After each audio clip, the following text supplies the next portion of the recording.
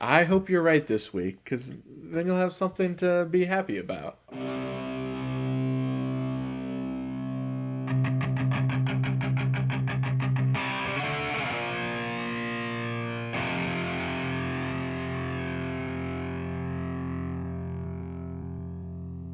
Welcome to Couch Football with Luke and Ryan. We've got some wild card reactions. We've got some NFL news. We're going to do a segment called Musical Chairs, talking about the multitude of coaching vacancies. And then we are going to preview each of the divisional games. And then we're going to end with the props department. Dang, that's a lot. Jam-packed episode. So wild card reactions. Let's jump right into it. Ryan, Okay, how was your weekend? It was pretty good. Very, very up and down, very emotional. The blood pressure was high. Blood was definitely pumping everywhere in the body. I just want to get out of the way Gross. first. No, nothing sexual. This is merely excitement and pure elation. Get out of the way first. Bears beat the Packers, Woohoo! which was phenomenal. We reacted to it already. We already talked about it. Ryan cried after that game, but yes, check out Couch Reacts on YouTube. That was we did a full almost an hour long episode of that. So Yeah, maybe a Just tear that was game. shed there as well. I mean, it was pretty monumental that the Bears won. So, anywho, the other games were somewhat just as interesting. High scoring for some. two of them sucked. Yeah, those other two. What was it? Sunday night and Monday night. Mm-hmm. We're not good games. We got greedy. We asked for too much with the first four, and the final two left us in shambles. Funny thing about one of them though, Bills Jags. Apparently, you can push for 10 yards if you do the tush push right. Yeah, that was crazy. So maybe all the teams are taking note. If you want to just get 10 yards of carry, Josh Allen, that O-line, and just keep shoving. Yeah, they're lucky that the Jags. They're lucky Trevor Lawrence sold at the last second because it wasn't looking great for the Bills. I wasn't a big fan. So they tush pushed. Yeah, like Ryan said, they tush pushed for like a full 10 yards, and then they just ran another tush push, and they got in on that next attempt. But you're at the 1 yard line with a first down. I don't understand. I'm just taking a knee right there. I'm taking a knee at the one. I'm gonna take the ball. I'm gonna take one step forward, drop a knee. Hopefully the Jags don't pull you into the end zone because that's what they want. They wanted you to score because they were gonna leave. They left like a minute and a half on the clock, and Cam Little can hit a field goal from 70 yards out.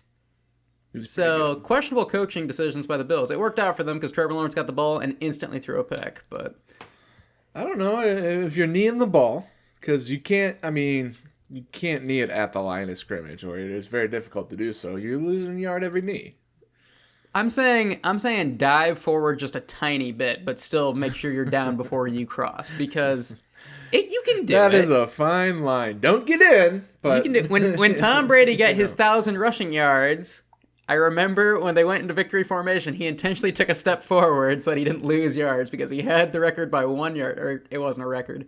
He had 1,001 receiving yards, and he was not about to give it up by taking a 2-yard loss on a knee. So, Chargers, Sunday Night Football.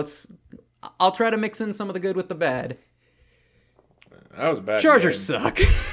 That was just all around. Not only the Chargers, but Defense showed up. The Yeah. defense showed up. Their offense was terrible. from both sides. The Texans did not play well, at least for the first half of the game, and same for the Charge. Yeah. So the Chargers fired Greg Roman, their offensive coordinator. Apparently, didn't know this. Apparently, he's been Jim Harbaugh's OC his entire NFL career. Well, He traced him all the way back to San Francisco. is Jim Harbaugh leaving the Chargers then? No, but he needed to be fired. I was saying, like, watching the game, I was like, how can you not have any blitz beating plays? Because that's all the Patriots did. Now, Patriots defense is way better than I thought they were. They're really good. This was their first big challenge since the last time they played the Bills, I'd say. Because Patriots didn't have a super tough schedule. And the Chargers can move the ball, but they rushed 7 fairly often, 6, 7. That is That wasn't intentional. Just saying. That's what they did. They blitzed often, and somehow the Chargers, with 3 really solid receivers, you got Keenan Allen, obviously. You've got McConkey. And then you've got Quentin Johnston. Ooh, you have Gadsden as well. Tight end. Sure. Star tight end. No. How do you not have a single blitz-beating play with those 3 guys, though? Like, McConkey made all of his money this season off of going deep for touchdowns. How does he not get free when you're getting blitzed and it's press man coverage? I didn't understand it. So they deserve to lose that game. Justin Herbert is officially a playoff choker. He's 0-3 in the playoffs. And he just looked tired being out there. I know there's offensive line injuries and all that, but he looked like he was ready to go home. And maybe that's what it is. Maybe he's not ready. Maybe he doesn't like the playoffs because it means he has to play more football. Maybe he hates football. You know, he's just like, I don't want to keep. It's like that South Park episode. I don't want to keep playing this stupid game. Yeah, I want to go home. After only scoring a field goal in the second, I mean, I'd probably want to go home too. Yeah. But, I mean, it was still a close game. Headed into the fourth, a one-score game. Yeah, Drake May looked a little shaky in his playoff debut, but it was also one of the better teams that the Patriots have played this year, so I think that was to be expected. So, at least he got his feet wet now in the playoffs. And honestly, it was the same thing for like all of the guys whose first time it was being in the playoffs, right? Because Caleb Williams threw 2 picks early on in the Bears game, and Drake May didn't look great. CJ Stroud has playoff experience, so there's no excuse for him playing as bad as he did. Lost 2 fumbles and threw a pick. But at least he can be carried by the Texans defense. Yep. I mean, Stroud really hasn't looked good all year. Meaning for him. So he's top half of QB. He's probably sitting at like 13, 14, somewhere around there.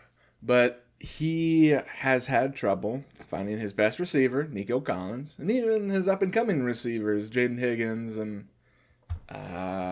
who else is on there? Christian Kirk. Oh, yeah. Who I think was their leading receiver in that game. Yeah, he got a tutty, I think. I think he did, yeah. Anywho, but the Texans just won in the fourth quarter with that game. That's all it was. 2 defensive touchdowns. That scoop and score and a pick 6. Last throw of Aaron Rodgers' career, pick 6. Yeah, if you want to hand someone the game, that's the way to do it. Yeah.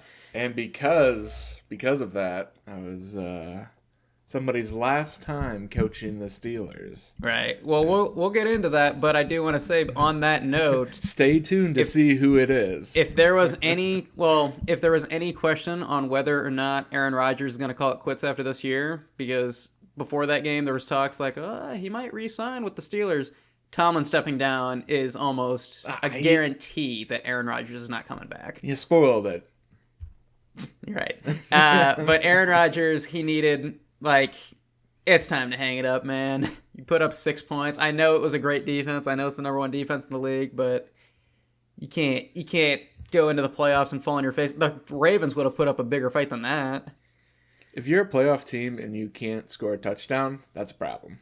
Yeah. And then Eagles offense went into the playoffs with no offensive identity, just like how they have played most of the year. And as a result, they fired Kevin Patullo finally. Oh, well. Their offensive coordinator. So, see, okay, so the numbers look bad, especially for Jalen Hurts. 1 touchdown, 170 yards, abysmal completion percentage. But I mean, were his receivers even helping him out? Brown dropping a ball here and there. Was he yelling on the sideline again this game about not getting targeted? Brown did sell that game. His 2 to 3 drops that he had definitely cost them a lot of field position. Yeah, and then at the end of the game, I mean, the Niners or the Eagles fans are going to say, hey, there was a potential holding call when they threw that touchdown and yada, yada, yada, yada.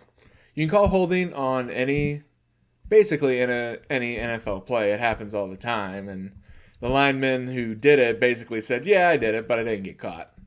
Yeah. So, and if you look at the replay, it's probably 70-30 a hold. I mean, it's not too obvious where the jersey's pulling, but you can tell that he's preventing the rusher from getting to the QB with his arm in a way that shouldn't be happening.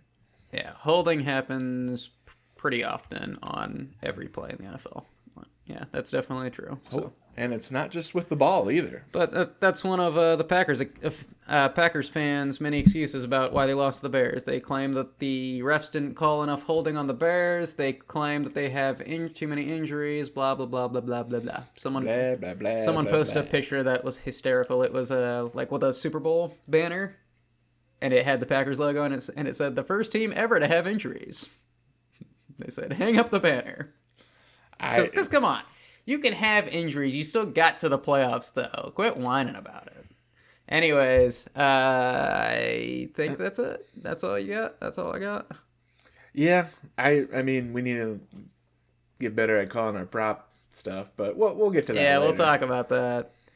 I'm a little salty about my McCaffrey pick, to be honest. And I'll get into it in depth when we get to that segment. So, all right, let's go ahead and check in on the news team. Assemble! Okay, so we've got some bad injuries. These are injuries that I think all of these go into the next week, which is going to be brutal for some of these teams. So let's go with the biggest one. Well, biggest? Not the most severe injury, but probably the most detrimental to this player's team, and we're talking about George Kittle. George Kittle ruptured his Achilles. He is going to probably be starting next season on the PUP list now, meaning he probably won't play the first... It used to be 6 weeks. I think they pushed it now down to 4 weeks now, right? I thought that was right. But either way, he's not going to be starting the season now. Torn Achilles at this stretch of the season with his age, it's not looking good for him. It's not looking good for him being able to suit up week 1 next year. So... Last week when we were talking about Jake Tungus being available in our Dynasty League, and I didn't pick him up because I didn't see he was available, we talked about how, well, he's still playing behind Kittle. Well, now he's probably going to be the starter on week 1 next season. So it's good pickup to whoever picked that up. Jake Tungus, and then I think it's Luke Farrell. Nah, it'll be Tungus though. They trust him quite a bit when Kittle's out. So yeah, he does play a majority of the time. Yeah, and then for the Bears, Ozzie Trapillo, he's going to miss probably a year from now, probably 12 months starting now with the torn patellar tendon. Not sure if it hasn't come out whether or not it's partially or full. He's their stud left tackle rookie. Came in this season, second-round draft pick, and he played real well. He won the starting job over 2 other guys. And then TJ Edwards fractured his fibula, the linebacker. So I don't know how much time he's projected to miss. Should be less than a ligament tear, though. Yeah, very unfortunate situation for a team that already has line issues. Ryan's our injury expert because he's suffered most of these. Yeah, or have very close family members suffer them. My brother tore his patellar tendon, so I know a little bit of the rehab from the common man point of view. From the athletic point of view, I mean, you kind of... This is why his brother never could make it into the NFL. They say people watch him play a pickup game out in the park, and they're like, "Hey man, why didn't you make the league?" And he was like, "I tore my patellar tendon." No, he tore his ACL in high school. Patellar tendon was later. All right. But yeah, he's more broken than I am. Speaking of torn ACLs, Gabe Davis, wide receiver for the Bills. They got rid of him. He went to Jacksonville. They brought him back, and now he has torn his ACL. He was like wide receiver 3 on their depth chart coming back, and now he's out for who knows how long. Not even sure the contract situation there. I don't know if it was a 1-year deal. Let me just check. I don't know if it's a huge loss to their team. Yeah, it was a 1-year deal. Yeah, but it's brutal to be on a 1-year prove-it deal, making $1.1 million, and now you're out the entire offseason, probably a good chunk of training camp, and now all of training camp. It's January. So... Do you get insurance for something like that? Off question. Because it was a 1-year deal. He's an older receiver. I've heard the NFL has like their own... They have like a system for it. Because if he can't play and it was only a 1-year deal, I mean, is he still going to get paid something this next season? Or That would well, suck. when it comes to like back pay, I'm not sure on that. But with the NFL health insurance in general, when Phillip Rivers came back, there were a lot of people that were like, man, they were like, he's just coming back to refresh that sweet NFL family health insurance for his 10 kids, and he's going to dip right back out. Smart move. And then final injury I've got, Nico Collins is in concussion protocol, and the quote is, long shot to play against the Patriots. So CJ Stroud probably going to play even worse than last week. Yeah. No? Yeah, it sounds minor, but we'll see what happens with that. It's minor, but in the playoffs, an injury that keeps one of your best players out one game is probably the difference between you going home or not. Well, I mean, if Stroud's not utilizing him to the fullest, might as well let Higgins step up, see what happens. We'll see. The good quarterbacks and good coaches know how to step up after a major injury, or not a major, just an injury. I'm not sure the Texans are that well ran of an organization right now, though. They've never made it past the divisional round. You're talking about playoff team. Yeah, they play Texans the wild card football. every year, Ryan. You know how many times they've gotten past the divisional? Never. 0 conference championships they've played. But you make it there. You're doing something right. That doesn't mean anything. They made it there with who? Deshaun Watson back in the day? They wasted J.J. Watt's prime. J.J. Watt was really good. All right, that's all I got for news. Yeah, I just got a couple things. 2 things to watch. Not really news, but news that will come out eventually. One, watch what the Colts do with Anthony Richardson, because they got Riley Leonard playing as quote-unquote backup right now, and they will probably sign Danny Dimes to a longer contract. It should be 3-4 year maybe. I'm not sure, but he did enough to prove it, and so watch that situation. And also the Steelers situation. We kind of alluded to before that this was potentially Aaron Rodgers' last game. So watch to see if he actually retires or if he goes to another team. What happens with that? Probably won't be on the Steelers for another season. So, yeah, Will Howard, who is right now third QB, probably Mason Rudolph will take the reins at the start of next year. Yeah, we'll see. Be curious to see how they handle free agency, and I'll be curious to see who's going to be the coach for them. Real quick, I want to play a game. So Pro Football Focus came out with each team's odds to win the Super Bowl. This is based off of their power rankings. At a 4% chance, that's the lowest chance, what team do you think it is? Ooh, take the over. Yeah, 4% chance. Who do you think it is? 4% chance the Niners. It is the Niners. At 5%. Okay, lightning don't show. Texans. Nope. Chicago Bears. I wanted it to not be true. Yeah, me too. At 11%. We're going through all of these. There's only 8 teams left. Oh, okay. Texans here. Nope. Bills. Nope. Really? The New England Patriots Are they? have an 11% chance. Is what they gave them. The 13%. So it's Patriots, Bears, Niners right now. It's a 2%. The Bills? It is the Bills. Oh, what are the odds? And then a 15% chance. Your choices are Seahawks, Rams, Texans, Broncos. 15%. Broncos. Yep. Now 16%. Texans. Yep. 17%. Seahawks. Nope. Rams. Yep. And then the Seahawks are number 1 with 19%. The Texans at 3 surprises me. But also, honestly, people sleeping on the Niners. Yeah. Because everyone wants to say, it's just, they've got a lot of injuries. They keep winning games, though. They won't die. The Bears don't die in the second half of games, and the 49ers just don't die, period. Yeah, I don't understand that. Patriots are just the Texans plus a better offense, so I don't know what they're trying to say with that. Okay, let's go to musical chairs.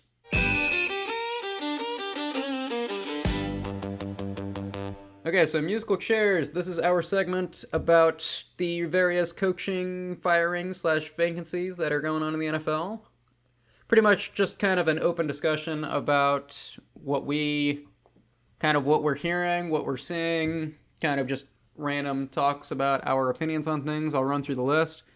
Of all the coaches fired this season, not just... Yeah. Okay. Obviously, only head coaches. We talked about some assistants in the reaction segment. Yeah, we did. Didn't we talk about the defensive coordinator for the Cowboys?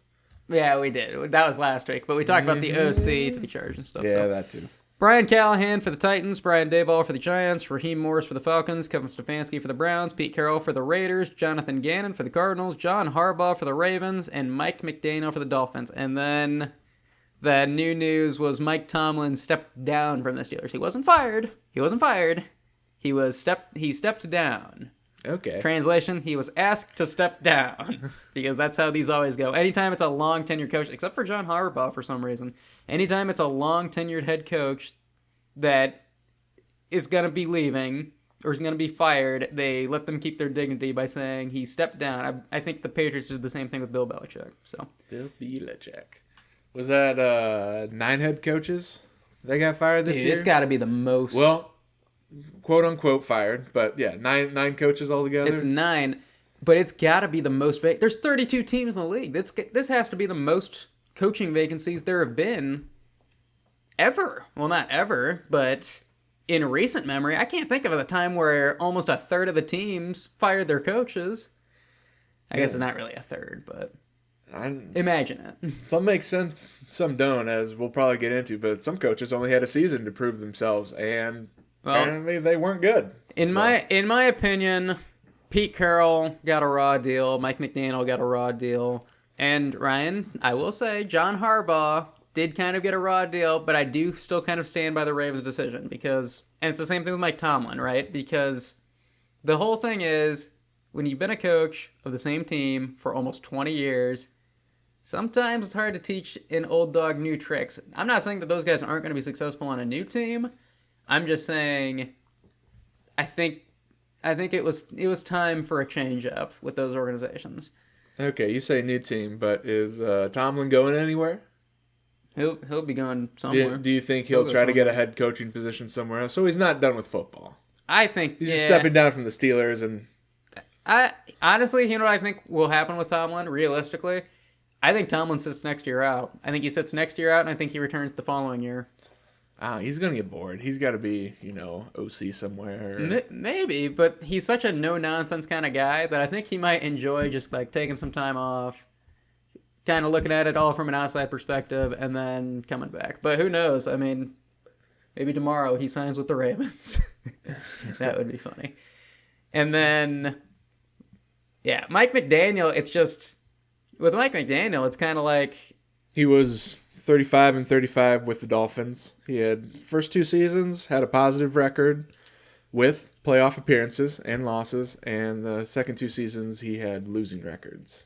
Yeah, well, like I said last week, he's not a leader of men, right? When the going is getting tough, that dude's not gonna stand up in front of grown men and bring them back into form. He's not gonna rip into his players or anything like that. He's a very chill.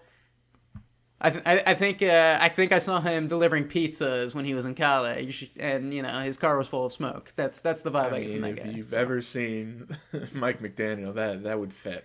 Yes. So he needs to be in the right situation, right? Because he's a great offensive mind. He was great with the Niners. He's not going back to the Niners. I'm sorry, Niners fans that think that that's going to happen. He's not going back because I do think that he will get a head coaching offer probably. Is this kind of, we'll talk about Pete Carroll a little bit, but he was, I believe, was he offensive coordinator, defense? I forget, but then he was a head coach, and then he went back, and then he head coached again, and he finally ended up on the Seahawks, but he moved around a little bit, so Mike McDaniel, do you think he just needs to move to another team without Tua? Could be, yeah. Tua is... The Tua situation is going to be interesting going into next year. I don't know where he's going, but he's going somewhere, and I don't think he's going to be getting too many starting nods. I'd rather Steelers. if you're the Steelers, you are stupid if you bring in Tua before you bring in Malik Willis. Yeah, or Mac Jones. Mac Jones is going to be a top. Yeah, Mac Jones. He'll probably be competing for some starting jobs. Another Alabama quarterback just like Tua. And then some personal grievance here. I'm here on behalf of Joe Burrow. How the is Zach Taylor the last man standing in the AFC North? Kevin Stefanski, John Harbaugh, Mike Tomlin, all out. Zach Taylor is the coach that gets to stay? The Bengals are stupid. You are a stupid team. Weren't they winning games there at the end of the season? No. With Joe Burrow back? Doesn't matter. Zach Taylor is a terrible coach that hides behind the talent that is Joe Burrow, Jamar Chase, Trey Hendrickson, and T. Higgins. And Chase Brown, maybe. But a little bit. Chase Brown, he's an upper half running back.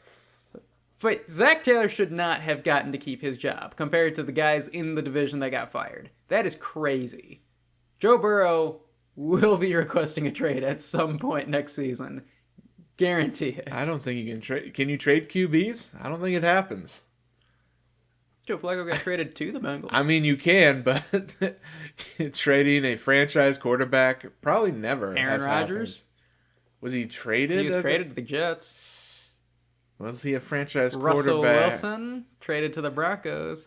3 first-rounders. Are these franchise quarterbacks? At the time, everyone thought Russell Wilson was. Okay. 3 first-rounders. Okay. I thought they were past their prime, but well. But anywho, with all these firings, there was okay, I wanted to say something about 2 of them. So maybe one. You could say Morris with the Falcons didn't get enough of a shot, but he got 2 seasons and he's coached before to losing record. He got kind of a raw deal, but at the same time, even when the team was healthy, I didn't think he was really up to snuff. But the guy I want to talk about is Brian Callahan. Used to be head coach for the Titans. So he was fired during the season. His official record is 4 wins and 19 losses as a head coach. But he had a season and a half to deal with number 1 pick, but a new quarterback, new team, new offense. Really no notable offensive weapons. I mean, who got traded there from the Falcons? To the Titans? Yeah. Calvin Ridley got right. traded there. So you might have him. You could say Pollard, but not really at this point. So I don't think he had a lot of options and a lot of obviously not a lot of leash. If you're out after a season and a half, there's either something wrong with you, your team, or the management. I think it's management here.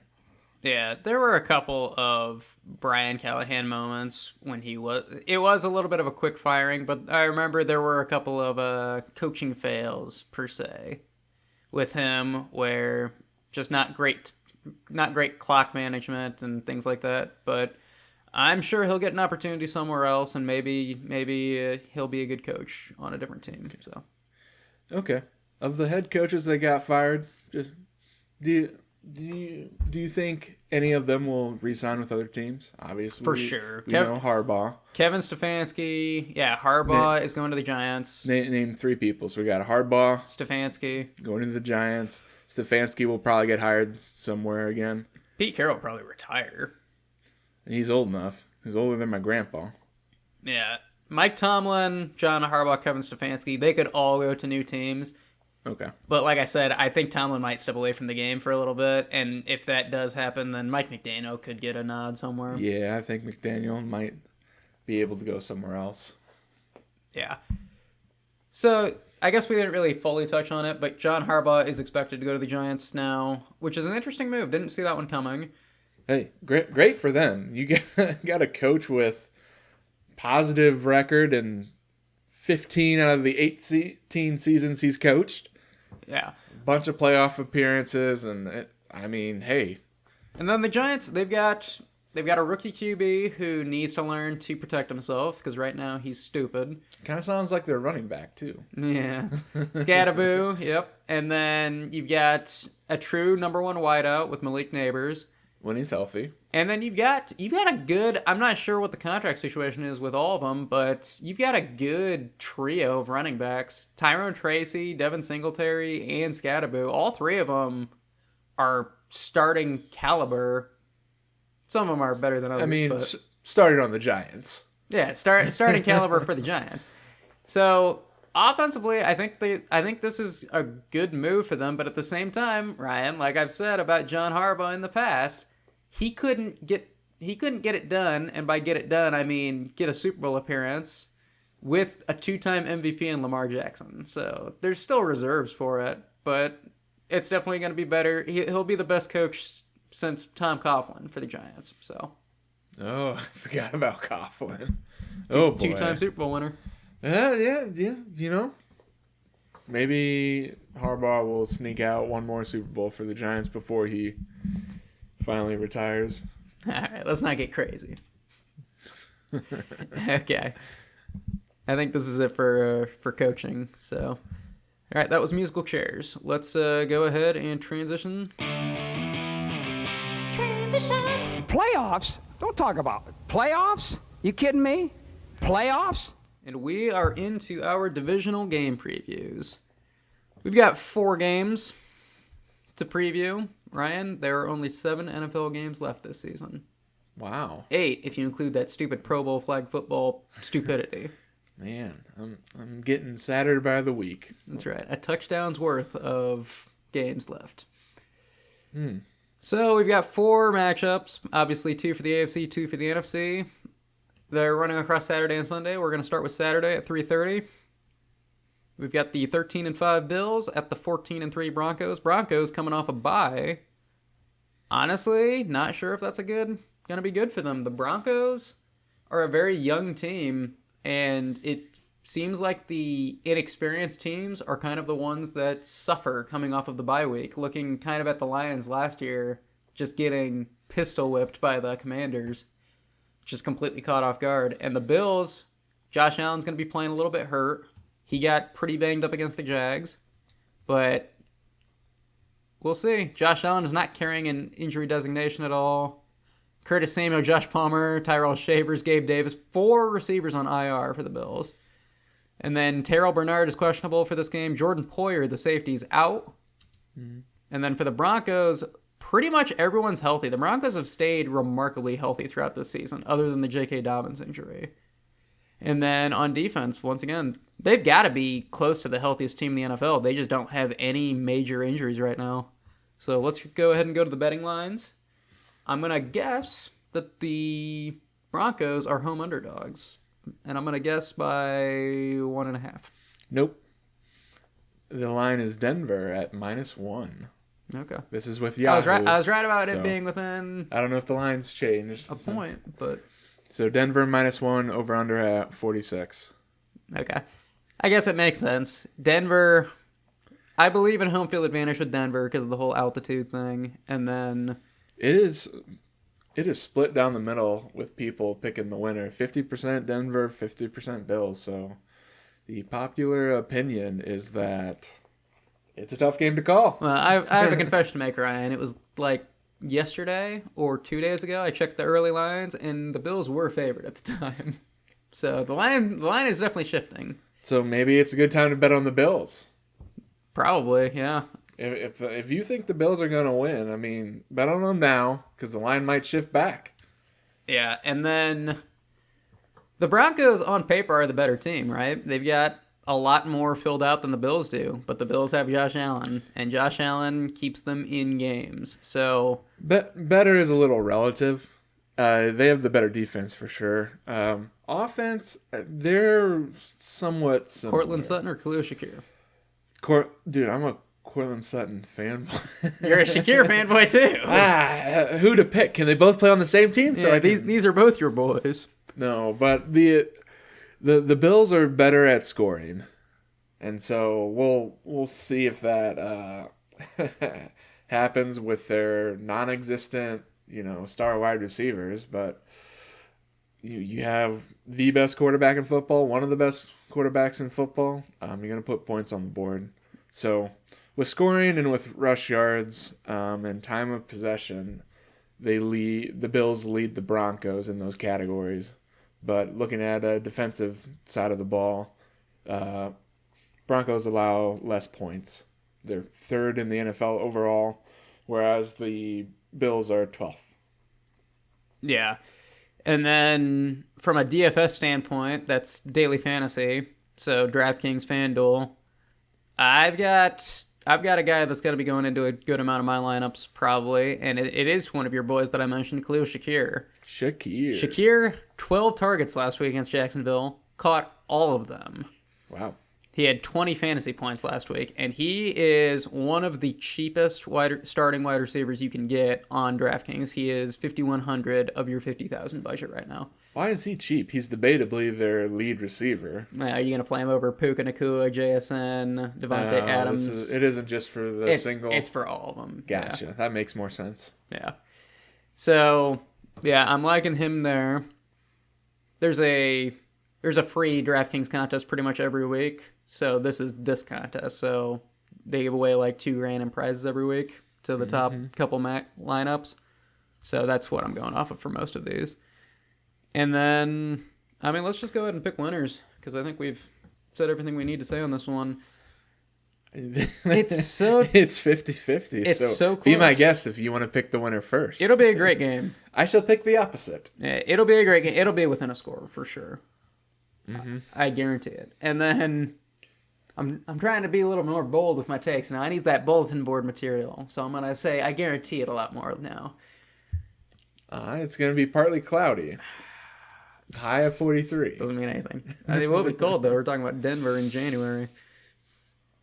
I'm going to go with the Broncos, I think. You seem sure about that. Would you like a chance to switch? I will give you a chance to switch. I would love to switch, but the Broncos are the better team. And I don't believe in Bo Nix as much as I believe in Josh Allen, but I believe in his supporting cast more than I believe in Josh Allen's supporting cast. So you are now a Cortland Sutton fanboy, are you? No, I hate Cortland Sutton. Cortland Sutton sucks. Terrible fifth-round draft choice for me this last season. So I am actually going to take the opposite. I'm going to take Buffalo to win. Oh, really? I'm shocked you're doing the opposite. I'm going to take Buffalo to win. Tune into last week's episode if you want to know where I'm coming from. For the simple fact that they have a better offense. They score more points, and points will win you games. Yeah. All right. Are we hitting the over-under? Do we want to mess with this? What was it, 44? 46. 46. No, I'm not messing with it. I won't, because this is a game that could go either way. This game could end 13-13. Well, no. Okay, we're going under. This game could end 13-16, or this game could end 44-42. That would hit the over. I'm not touching this. And Luke's calling the under. Be back next week to find out if he was correct. If I had to choose one, I think I'd go under, but I'm not touching this one. Okay. It's too tight. Next game? Yeah, the next game is the 49ers at the Seahawks. 49ers 13-5, Seahawks 14-3. Seahawks also coming off of their bye. Let's jump right to the betting lines. Okay, for this Saturday night game, we have Seattle at -7 and an over-under at 45. And the popular pick is Seattle to win. 57% of people on Yahoo think they're going to win. So this one, it's a fair spread, and they are really generous. I like the under, because the last time these two teams played, it was a defensive shootout where the 49ers were held to 3 points. So I kind of like the under on this one. So okay. Sam Darnold is questionable. Got that oblique injury. Right, and oblique injuries can be rough. Speaking from experience? I had one like a year ago. It was horrible. Oh, okay. I didn't even really know what it was. I just knew my side was killing me. And then I realized what it was later. So an oblique injury to a quarterback where you've got all that torquing motion, it's not good. But at the same time, I think he'll play. And I think we should talk about this game in the context that he's going to play. The Niners are the worst in sacking the quarterback, so he should be fine, right? No contact. Put a flak jacket on it and get out there. So that's the most significant injury, and then everything else is kind of not too crazy. Torrey Horton, they announced before the playoffs started, they announced that the rookie wide receiver, they announced he's not going to be returning this year, even for the playoffs, which is part of the reason why they went out and they made the trade for Rashid Shaheed and got him on a 1-year deal. That being said, they're getting rid of Cooper Kupp this offseason. He is not worth what they're paying him. Yeah, for sure. So next year, I that's how I kind of think the Seahawks are going to go in the offseason. I think they're going to re-sign Shaheed, and I think they're going to cut Cooper Kupp. And then it's going to be JSN, Shaheed, and Torrey Horton next season. Doesn't sound bad. I mean, yeah, it's a solid crew. Torrey Horton was kind of standing out before he got injured, so... Okay, the San Francisco team. Ricky Pearsall is questionable once again. Obviously, we talked about it earlier. Kittle is on IR now. Jake Tongas is going to be starting. Kyle Juszczyk got 8 fantasy points last week, Ryan. Deal with it. Could have had a touchdown. Got tackled at the 1. He is the best misclassified running back. There's no misclassification about it. That man knows what he is. Mm-hmm. So, on this one... So here's the thing about this game, right? The last time this team played, it was a shocker for 49ers fans, right? Yeah, it was a shocker for everyone because the game was bad. No. Well, yes, you're right about that. You're right about that. The game was awful. But here's the thing. Well, first of all, I'm going to explain to 49ers fans. I'm sure they already kind of put 2 and 2 together, but here's why you were shocked by that game. It's because the 49ers had just got done playing the Titans, who are a bad team. The Bears. The Colts, who have a bad defense. Forgot about the Colts, yeah. And the Bears. And it was the Colts without Sauce Gardner. And the Bears, who have a bad defense. 3 terrible defenses. And then they showed up and they had to play against a team that actually has a good defense. Seahawks are top 3 in a lot of categories. And I think that it punched Brock Purdy in the mouth a little bit. I think Brock Purdy, pretty early on that game, kind of realized, like, oh, this is not going to be another 5-touchdown game for the 3rd week in a row. So, that being said, they know what to expect now. And this is not... People want to just, like, we talk about the spread. -7 is fair. It's a fair spread, given what happened the first game. But this game is going to be closer.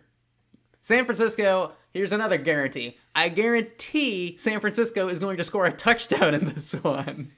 I would bet my life savings on it. Oh, really? Well, I'm not going to, but I would. I don't even know if I don't know if there's a betting platform that lets you bet on a team to score a singular touchdown. It would be on this game, though, for the... We find you a bookie if you're betting significant money. Yeah. We find you someone. I'll bet my thumb. I'll bet my left thumb that... I don't know who would want it, but we definitely find someone. Well, anytime I hear bookie, I immediately go to, I'm going to be betting body parts. Oh. So... I think you have a body identity issue. We'll talk about that off the podcast, though. So, yeah, I think this is going to be... They gave this game the 7 o'clock. They gave it a primetime time slot, so I think this game is going to be closer than some people think it's going to be. And honestly, I haven't decided who I'm going to take to win it yet. But 49ers are going to have a better shot to win than some people are giving them. So. No, I definitely agree. So, in stats, they're pretty close. The couple notable ones that stand out to me are the Seahawks have more rush yards per game. They're 10th as opposed to the 49ers, 24th. And then the sacks and interceptions. I mean, they're last in sacks. They're 29th in interceptions, which they're a metric of the defense. Doesn't necessarily say how well your defense plays, but those factor into how tough of a time the Seahawks will have. As we saw, last game, they got that first touchdown, and then the Seahawks didn't get another one. So maybe the Niners can, hold them to field goals and hit back with their offense, because the Niners have the better QB, in my opinion, based on stats. He was out a good portion of the year, But he has similar touchdowns and interceptions to Sam Darnold, who played the whole year. It's just the yards department where Brock Purdy is lacking there. So I think Niners have a shot to win this. If they don't get to an early deficit and have to get away from their tried and true, dunk it to McCaffrey or hand the ball off, and if they have to play from behind, I think they're going to heat this game a lot. So Yeah. So one thing I want to say before I get into DFS stuff a little bit is this game is going to come down to turnovers. That's what I think is going to happen. And like what Caleb was saying a couple weeks ago on Couch Reacts, if I don't remember his exact quote, but it was along the lines of if Darnold can get through the playoffs with less than 4 or 5 turnovers, then the Seahawks are going to win the Super Bowl. I think that that's a fair point for this game. If Purdy can stay turnover free, if the Niners offense can stay, like talking fumbles and everything else, if they can stay turnover free and they can take the ball away at least once from Sam Darnold, strip sack, interception, whatever, I think the 49ers are going to be able to capitalize on it. So I think that's the path to victory for the 49ers. DFS-wise, I've got just one player in this one that I'm liking. That's it. Tongas! It is Jake Tongas. He is 1, 2, 3, 4, 5, 6, 7, 8. He's the 8th tight end, so the worst starting tight end is how they have him. And 3,400 of your 50,000 budget is what you would need to get him in your lineup. Here's the thing. Seahawks are a really solid defense, right? 22nd against tight ends, though. Tongas might be the leading receiver in this one. Possibility. You have Brock Purdy, who is debatably one of the better QBs in the postseason this year. So, for reference, the Seahawks are 5th against receivers. Yeah, probably not a good game for Paschal if he plays, but Juwan Jennings will always have, a passing touchdown on a trick play. Right. Okay, let's pick a winner. I can go first. I am going to stay with my trend and saying that offenses win games, so I'm going to go with the 49ers. And I'm going to disagree with you. They have the better QB, the better running back, not the better receivers, but Bailey the better tight end. So I think they have more offensive weapons than the Seattle Seahawks, and I think they will win because of that. You're talking about the team that gave Christian McCaffrey his single worst performance all year. Yeah, that was once. They know what they're going to do now. So I am going to disagree with you for more reasons than comedy. And how I said the path to victory for the 49ers is turnovers, it's the same thing for the Seahawks. The Seahawks have a better defense. They've got a really good defense. And if Sam Darnold can live up to the moment, he's going to be injured. That's going to be tough for him. But if he can live up to the moment and protect the ball, I think the Seahawks walk away going to the NFC Championship. Wow, split again. Okay. That's right. We'll move on to game 3 then, I guess. That's right. We're doing the ESPN FS1 method of getting views. It's always opposing each other on everything. I feel we're not going to be opposed on the next one, but let's look into it. All right, we got the Bears at rant now. Oh boy. We got the 13-5 Texans at the 15-3 Patriots. This is Sunday at 2 p.m. Weird time slots on Sunday, I gotta say. You got one game at 2 p.m., one game at 5:30. I personally hate the time slots because at 5:30 that's when I got stuff going on. But whatever.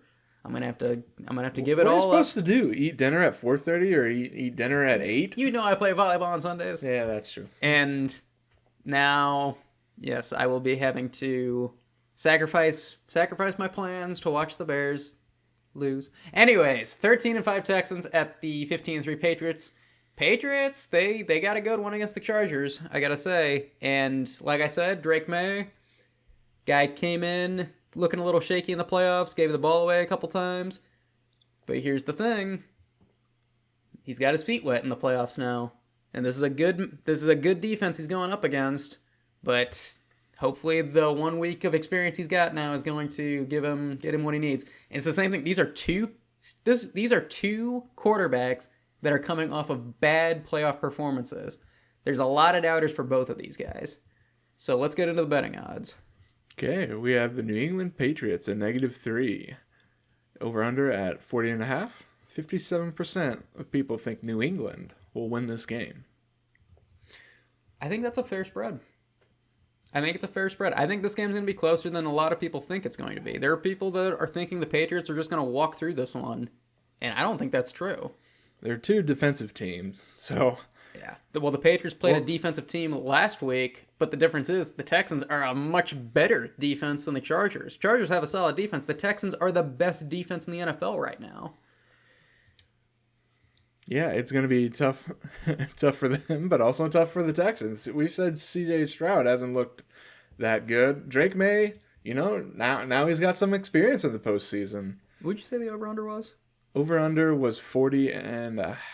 Under. I'm going under.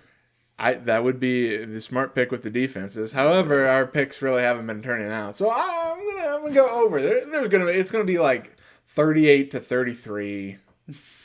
There's no way. There is no way that happens. The defenses are just gonna poop the bed, and yeah. This one's gonna be like 13 to. I already said 13. I'll say 14. This one's gonna be like 14-17. That's how this one's gonna go, or maybe 14-20. Maybe someone kicks 2 more field goals, but. Or maybe someone scores a touchdown and then misses an extra point, because that keeps happening for some reason. Tyler Loop, you have cursed these playoffs. Yeah, well, we'll see. I mean, as a Bears fan, thank you. Do injuries give us any insight to how the game might So, play? yeah, injuries. Nico Collins, questionable. Like I said, long shot to play was the quote, so he's out, and that's going to be brutal for the Texans. That could be the difference in this one. Titus Howard, left guard. They've got 3 injuries on the offensive line. Titus Howard, Ed Ingram, Trent Brown. Defense, Sheldon Rankins, Aziz Al-Shire, Kamari Lassiter. Those guys are all questionable. Hopefully they'll all start, but they still have Will Anderson Jr., and he's their best player. They still have Derek Stingley Jr., who is a killer corner. Jimmy Ward's out on this one, though. Okay, so it sounds like a lot of injuries on the Texans side. Well, the big one on the Patriots. So the Patriots don't really have a ton of injuries on offense, but on defense, their number one corner, Christian Gonzalez, who was locking down the Chargers this last week, he's questionable. And it's a concussion. Questionable with a concussion? I mean, come on. Nico Collins probably isn't going to play, but he had a concussion too. But Gonzalez concussion, 4 hours ago, they said he was a full participant in Thursday's practice. So okay. It's looking like he's going to play, which is good because he was locking down the Chargers. And then when he left, you started to see a couple more targets on that right side. So, not that the Chargers could do anything with it, because like I said before, the Chargers suck. They suck in the playoffs. Not the best. So, yeah, this one, it's another one. I think this one could go either way. I know a lot of people think the Patriots are going to walk through them, but the Patriots, they didn't get challenged a ton in the... They had a very easy schedule. How many teams... We might have already gone over this before, but how many teams did the Patriots play that had winning... Or how many teams did they beat that had winning records? Did they beat? They beat the Bills. Mm-hmm. That's one. Falcons and Tampa Bay. Nope.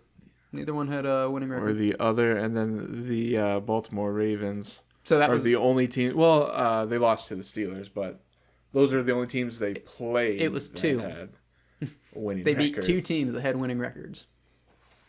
Well, they played the Saints before Shuck came out, so it doesn't change anything. Is that a win? Well, we don't know. Keep your Saints fan up to the offseason, Ryan. Where the Saints are right now. It was a one-score game. I have the right to speculate. So it was 2 games, it was 2. They played the Bills twice. 1-1, they lost one. Right. Still 2 teams with winning records, though. Yeah. So it's not going to be a walk in the park.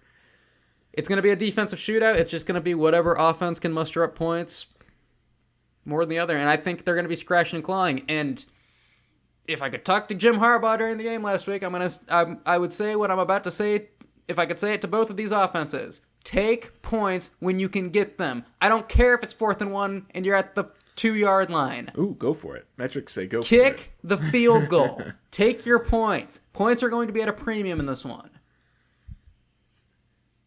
I'm taking the Texans to win. Are you? Yep. I mean, they definitely had debatably the harder schedule, but they played a lot of easy teams too. They didn't win against the Seahawks. Didn't win against Denver. I mean, I'm taking the Texans to win solely on their defense. It's going to be very tough with Nico Collins out. Here's the thing, though. Jaden Higgins is going to get whatever his yard prop is. I don't even know what it is. 60 yards, maybe? He's going to get it. Ooh, stay tuned to hear our prep bets. That's not going to be one of them because I don't have the heart to do it. But he's going to get it. Yeah. Okay. I just won't put my money where my mouth is. So you're going Texans for this game. I'm going to. Okay. It could really go either way, but I'm going with Texans. Yeah. CJ Stroud, he's got playoff experience. He's won a playoff game in each season that he's made the playoffs in. And I think the moment just might get a little bit too bright or a little bit too big for Drake May. So. Okay. But you could go either way. One might even say you're bi-curious on this game. No. Stop that. One could say that. Stop that. Okay. I'm going to take the other side of things because that's what we're doing here. But also, the Patriots have the better offense. So I will keep doing my trend of picking the better offense to win the game. Which usually, pretty good metric of who's going to win said game. Also, another thing we didn't consider. I might renege because Ramondre Stevenson and Travion Henderson are so much better than Woody Marks. That is true. That is true. One thing we didn't consider is the weather. Gillette Stadium. It's going to be cold. 25% chance of precipitation. So cold, wet, and rainy. Snow. Probably snow, right? Isn't it below freezing there? Depending on it said high of 38, low of 20. Yeah. So potentially could be snow. But I think we smashed the under. Regardless what either one of us picked, smash that under at 40 and a half, was it? Yeah, 40 and a half. Oh, man. I really want to switch my pick right now. But I asked you before. No, that was the other game. That was for the Broncos Bills. That's true. Well. Yeah, that was Broncos Bills. I'm gonna stay with the Texans because now if I switch, then the Texans are gonna win. So I gotta stay with my gut. Make me look like a fool. I gotta go with my gut, even though I don't like it, because you are right. It's gonna be a Texas team that plays in a dome going to New England, and that might affect things. Speaking of that affecting things, we've got our next game. We've got the Rams at 13-5 at the Bears at 12-6. Ooh. So this one, I'm going to be honest. People online, they're kind of blowing the whole weather thing out of proportion, I think. Apparently, there's a stat floating around that Matthew Stafford, his record when it's below 20 degrees, which is going to be below 20 degrees. The high is 21, so yeah, it's going to be below 20 degrees. So the stat that's been floating around is it's that he is 1-8 in games where it's below 20 degrees. This is throughout his whole career because when he was a Lion, they played in a dome. They still play in a dome. And then he's from California, and then he went back to play for the Rams in California, and they also play in a dome in California.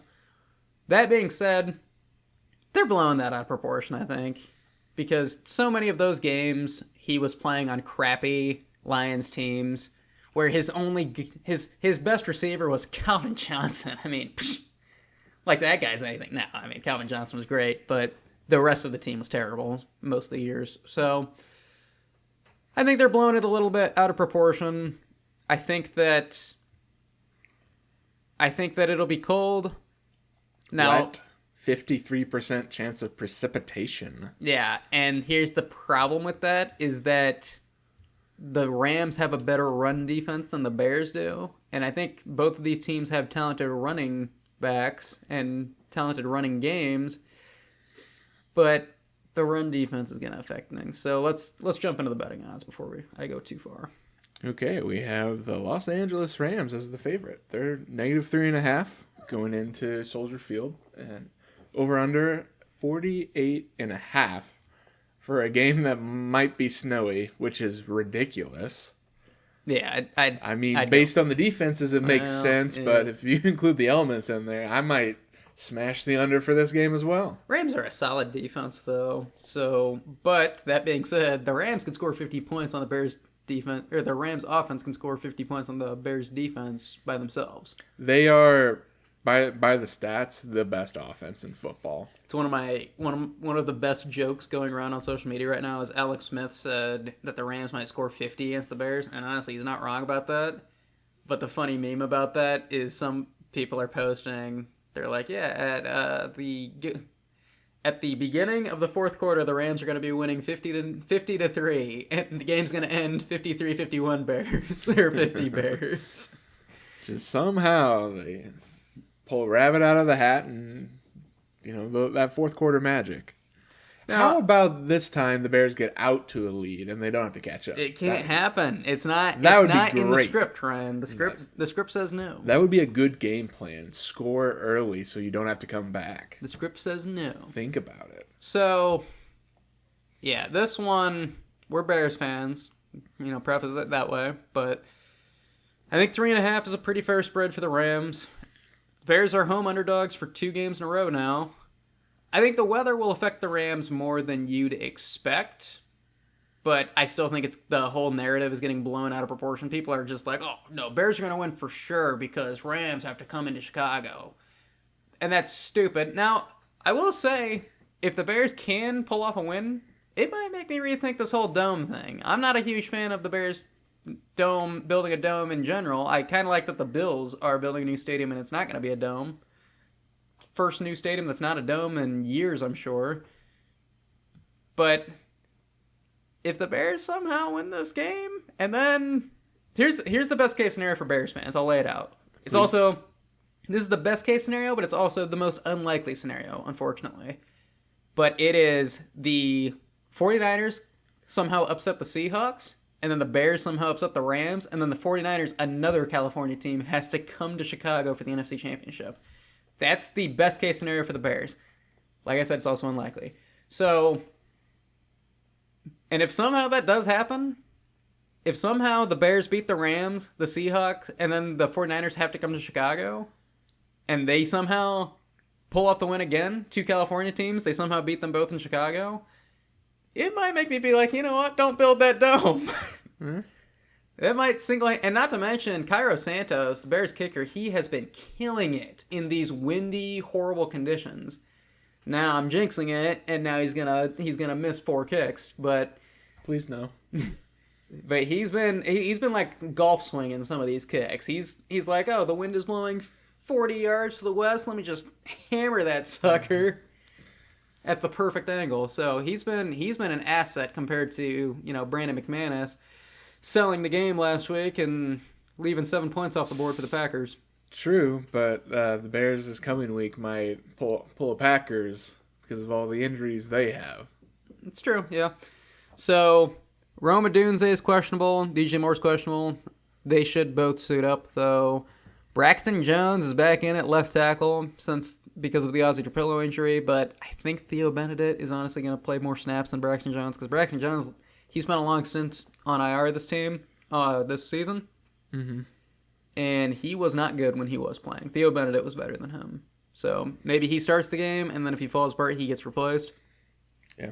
C.J. Gardner-Johnson might come back, though. He was out with a concussion, and he's been a pretty solid player for coming off the street. I remember we made all the jokes about that, and then he came in, and he got 3 sacks as a corner in like 4 weeks.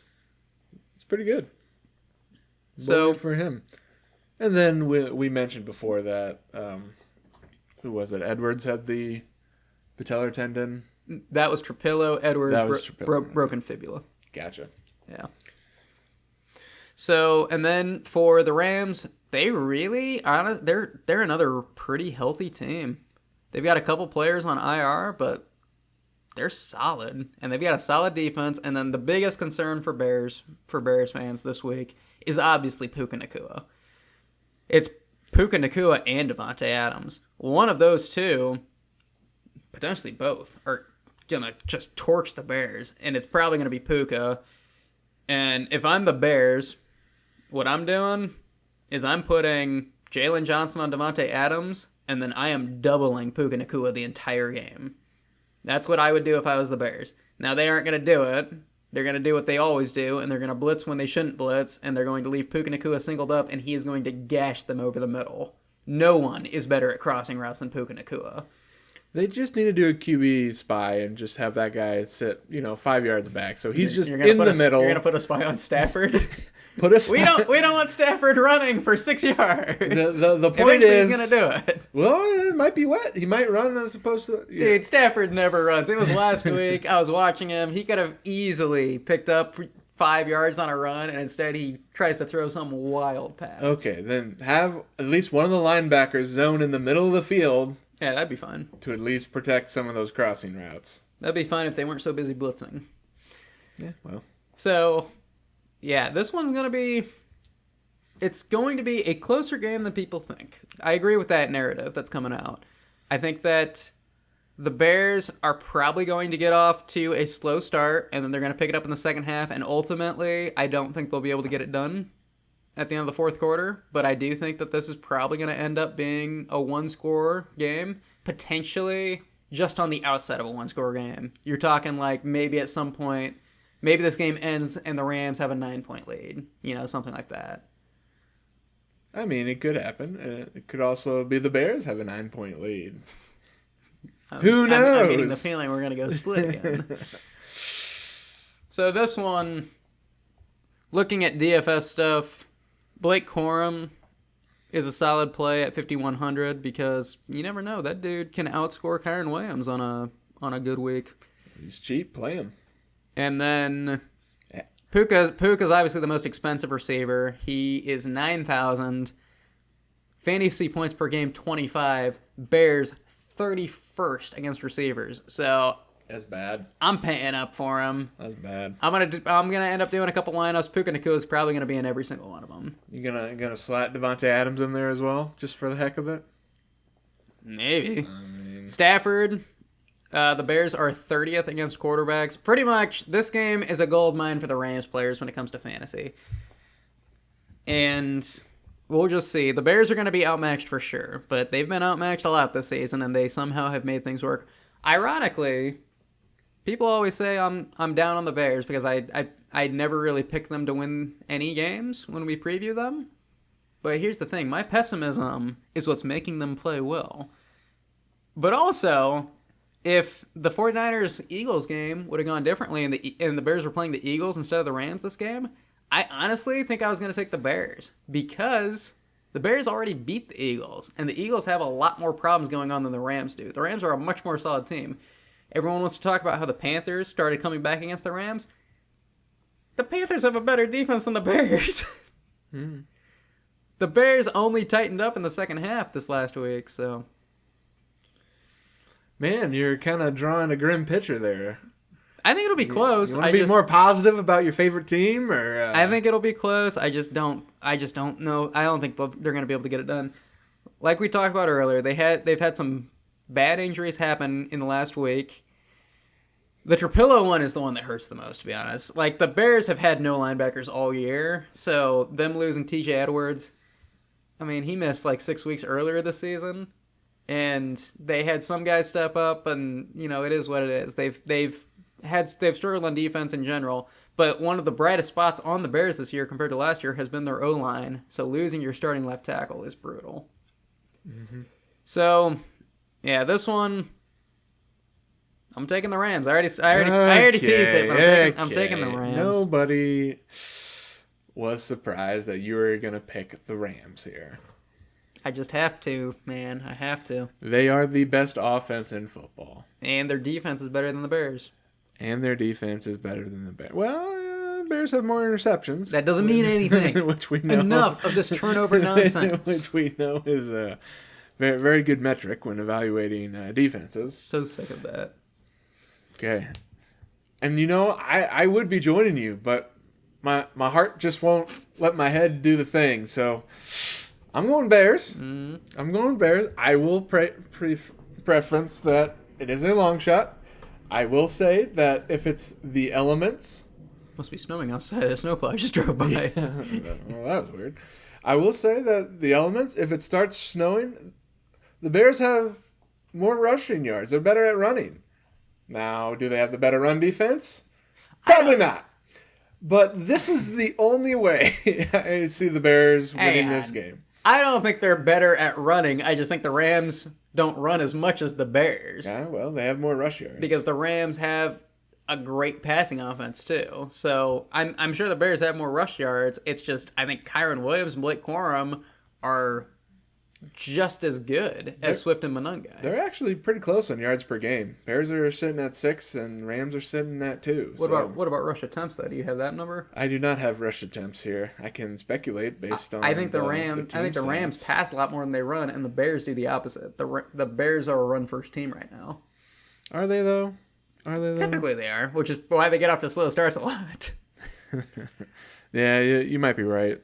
Swift and Monangai have combined for 192. Well, no. That seems a little low. But yeah, you might be. I don't have the stats in front of me right now. Anywho, my heart won't let me pick another team other than the Bears. I chose the Bears for my Super Bowl winners in the bracket challenge, and who am I to pick the team they're playing against if I believe they could win the Super Bowl? So I'm going Bears. I do think it will be under on points, especially if it snows. Yeah, well, I took the Rams, and once again, I'm gonna hope I'm wrong. So, according to this, the Rams they average 27 rushing attempts per game, and the Bears averaged 33 rushing attempts per game. Ooh, ran the ball more. Yeah, so that's why I think the Bears are leading in that stat. Because Kyron Williams and Blake Corum aren't slouches either, so I didn't say they were bad. I just said the Bears were better. We'll see. If that's kind of the scary thing, though. I think the weather is going to weigh more on the Rams than the Bears, right? That's obvious. It's just the Bears do make a lot of money off of Caleb Williams being able to make ridiculous throws, and that's going to be tough in the snow, especially if you're playing from behind. If the Rams get out to an early lead and the Bears can't get back into the game because Caleb Williams isn't going to be able to pull off insane throws in snow, it's going to be tough. That's going to be the reason they lose. Hey, so. they got Ben Johnson. They're not going to get out to an early deficit. The weather narrative is funny, though, because even though I think it's being blown out of proportion, I was listening to Sean McVay's press conference. That's right. I hate watch other teams' press conferences when they're about to play the Bears. Oh, boy. And they were saying, they asked him, they were like, do you have any issue? Like, do you have any concerns with the fact that you guys are practicing in 80-degree weather and you're about to go into Chicago where it's supposed to be in the teens? And Sean McVay, he's got a good sense of humor, but he basically just answered with a joke. He didn't really answer the question. He was like, we're going to find a walk-in freezer or whatever it was he said. I can't remember. And we're all just going to sit in it for a while or something like that. Mm-hmm. It's like, that's funny. Didn't answer their question, though. So who knows? You know, as a Bears fan, I'm hoping the weather narrative is true. I'm hoping the Rams go in there and all of a sudden, and you know, we didn't even mention Stafford's finger injury. He's got a sprained index finger, so who knows? You know, Rams are gonna win, but who knows? No. Bears. Go back to the first thing you said. Okay. Are we split on every single one? We're split on every single one. Because you took the Texans I might regret it. instead of the Patriots? I might regret that move. Okay. We can move on. I just like to... I might regret that move. Just like to note that for the audience member out there. I would love to switch right now, but I can't. I just can't, Ryan. I have to stick with my gut. You have all to. Right? You'll look weak if you switch. My gut tells me that C.J. Stroud is a man of faith, and God is going to give him this win, just like how the Pope has given the Bears all of their wins this season. Oh, well. That's one way to look at it. All right. Let's go ahead. That did it for game previews. Let's go ahead and get to our conversation with the props department. Okay, so props department. This is a betting segment where we talk about our favorite player prop bets on the week, just bets that we feel conviction on, and you know what? We bet most of these ourselves too, so we put our money where our mouth is most of the time. And we lost money last week. We did terrible last week. We lost money. We didn't get, what did we have? We had four or five picks. We got one right, and it was Puka's yards.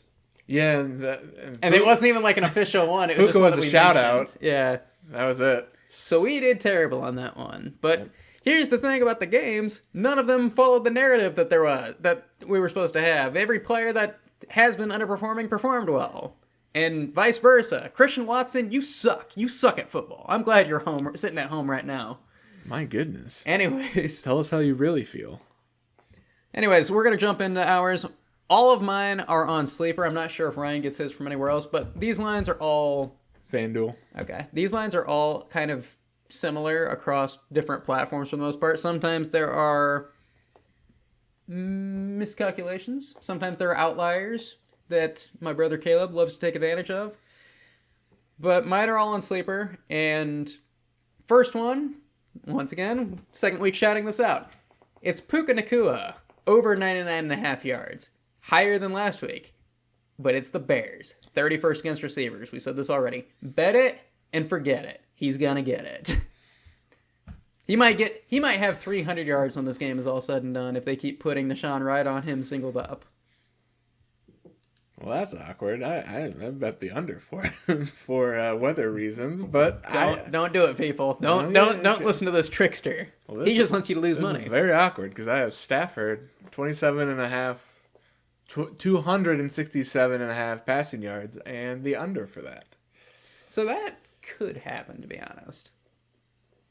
That one could happen. It's cold. There might be rain and snow and sleet and all that. So yeah, well, but this is what could happen. Stafford, or I guess Puka, could have 150 receiving yards.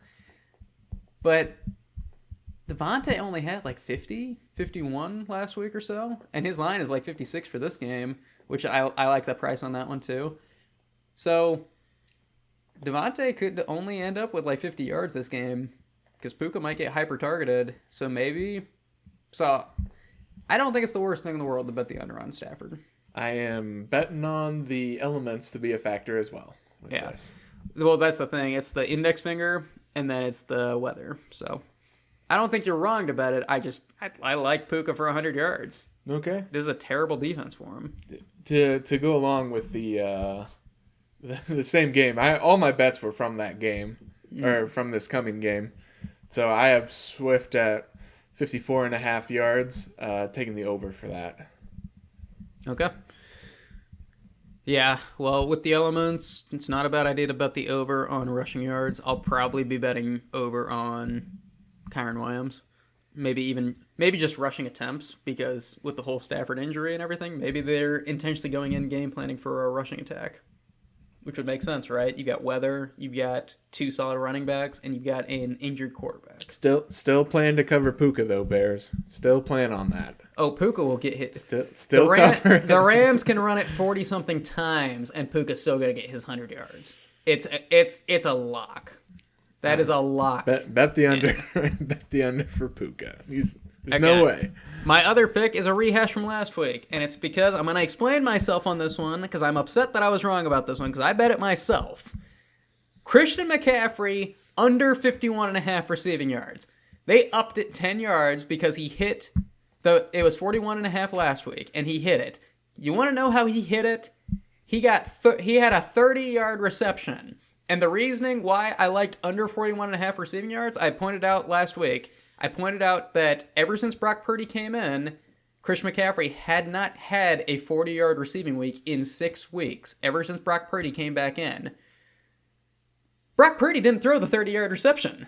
It was a trick play where Jawan Jennings threw a 30-yard pass to Christian McCaffrey. That's how he hit it. But here's the good thing about bettors. I'm going to redeem myself this week because they added 10 yards to his line because he hit it last week. They upped it to 51.5. He is not getting it in this one. You want to know how? The Seahawks. The Seahawks held him to his worst game this season, and they're going to continue to do it. You know the Seahawks are going to sell out to stop McCaffrey. They don't care. They will let the 49ers beat them any other way. They're not going to let McCaffrey go all over him, though. Under 51.5 receiving yards, for sure. He got 30. He was spotted 30 free ones last week because Jawan Jennings threw him a touchdown. Wow. I'm passionate. Wow. I hope you're right this week, because then you'll have something to be happy about. So I hope you're right with that. So you're anticipating the Bears are going to lose? No. I am anticipating you will be upset about something, regardless whether the Bears win or lose. So, but yeah, no, not a bad pick to take the. You said the under for receiving yards. Mm-hmm. Under 51.5.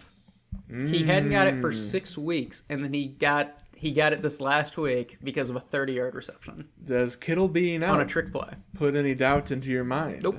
Okay. Lock it in. Yeah, that's the one I feel the best about, honestly. Well, the Puka one I'm pretty confident about, too. You said lock in Pukas. You just set it and forget it sort of mentality, so... Because there will be a time in the game, first quarter, where you're like, oh, I probably shouldn't have done that, and then he'll get it all in the third, so... It'll be one play for like 67 yards, and you're like, oh, no need to worry. Really? 67 yards? And you're the one that gets mad about the stupid I name. wanted to see if you would pause the podcast to comment on it, and apparently, yes. All right, what's your other pick? I had Stafford, Swift, and Puka for the under. Oh, you listed all of them. Yeah. That was all. Oh, so you actually are going to go under Puka 100 yards. I said Don't, Stafford don't, the don't, under, don't Puka do it, the Ryan. under. Don't do it, Ryan. Don't do it. He gonna get it. He gonna get it. I gotta go both this time. I don't have any shout outs this week. I have another under honestly, because it's funny. Gamblers love the over, right? Gamblers tend, like, people that are makes actually more sense, yeah. Yeah, people that are actually gambling addicts, like, you almost never see them go under. They almost always go over. But I feel like the bets that I have that hit often hit because of unders. They often hit because I feel like a line is mispriced for a player. So, and this one, once again, goes against my whole Texans Patriots pick. I went CJ Stroud under 209 passing yards. 209.5 is his line. I don't hate it. It's no Nico Collins, and it's another bad matchup. So like I said, I might have taken the Texans to win the game. Woody Mark's gonna run all over him. I honestly don't know the path to victory for the Texans in this one. It was just me making a bold call, I guess. But CJ Stroud under 209.5 passing yards, that one feels pretty safe considering he played a good defense last week that wasn't as good, and he still wasn't playing up to snuff. Honestly, his fantasy points line, I think it's like 17.5 or so. That one might be a good bet too, because if he's giving the ball away, it's -2 fantasy points for a fumble, and then it's -1 for a interception on most picks apps. So those are my picks. So okay, I think that's it, right? Yep. Okay, that has been the props department, and this has been Couch Football. See you next week. Bye.